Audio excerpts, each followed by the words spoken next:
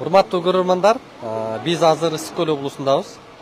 Түз эфирге чыгып, ушул ишибизди аманат ээлерине тапшыруубузду жыйынтыктап атабыз.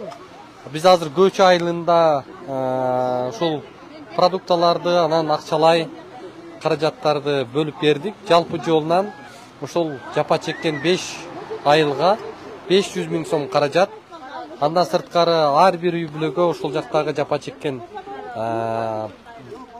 тамак аш азыктары, продукталардын баарысын тапшырдык.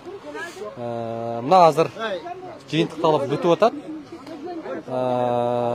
Эмне дейбиз? Урматтуу көрөрмандар, биздин ушул электрондук капчыктарыбызга чогулуп аткан каражаттар официалдуу токтоду. Мындан ары биздин ошол капчыктарды бирөөлөр пайдаланып каражат топтоо максатында уюштурган болсо, ал жалганчылар.